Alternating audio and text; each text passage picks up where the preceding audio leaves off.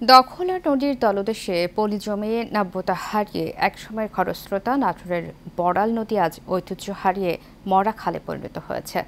স্থানীয়দের অভিযোগ, অপরিকল্পিত খনন আর অবৈধ দখলে বিপন্ন হচ্ছে একসময়ের প্রমত্ত বড়াল নদী। তাই নদীর স্বাভাবিক গতিপথ ঠিক রাখতে দ্রুত কার্যকর পদক্ষেপ গ্রহণের দাবি তাদের। আব্দুল মজিদের তথ্য ছবিতে বিস্তারিত জানাচ্ছেন রাশেদ আকুন।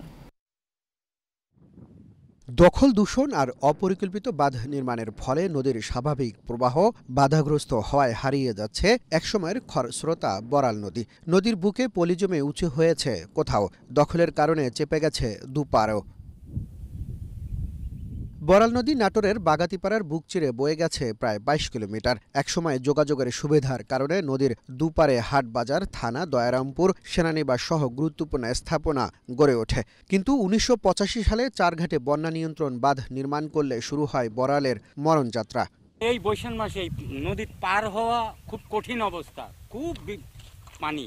আর এখন এই নদীতেই আমি এখন মোষ চড়াচ্ছি এবং গরু, ছাগল, মানুষ খালি তলা দিয়া পার হচ্ছে। এই নদীটা আগে বিরাট বড় নদী ছিল, এখন আস্তে আস্তে ভরট হয়ে যায়। হ্যাঁ, নদী যেবার দখলতে ২-৫০০ থাকি ২ বছর ৫ বছর পর হাতে নদীর নাম থাকবে, তো নদী থাকবেলি। এমন বাস্তবতায় অবৈধ দখলদারদের বিরুদ্ধে ব্যবস্থা নেওয়ার পাশাপাশি নদীর নাব্যতা ফিরিয়ে আনতে খননের আশ্বাস স্থানীয় প্রশাসনের। নদীর স্বাস্থ্য কী করে পুনরুদ্ধার করা যায় এবং স্পেশালি ওয়েস্ট ডিসপোজালটা যেন আমরা ঠিকমতো করতে পারি, যেন অন্তত যতটুকু পানি আছে চ্যানেলে সেটা যেন দূষিত না হয়, সেটির জন্য আমরা সর্বোচ্চ পরিমাণে অগ্রাধিকার দিয়ে প্রজেক্ট নেওয়ার ব্যবস্থা করেছি এবং পানি উন্নয়ন বোর্ডের সাথে এক্সিএনের সাথে আমার কথা হয়েছে। ওনার সাথে বসে আমরা এই বিষয়টিকে আরও কীভাবে সমন্বিতভাবে সমাধান করা যায় আমরা সর্বোচ্চ চেষ্টা করব।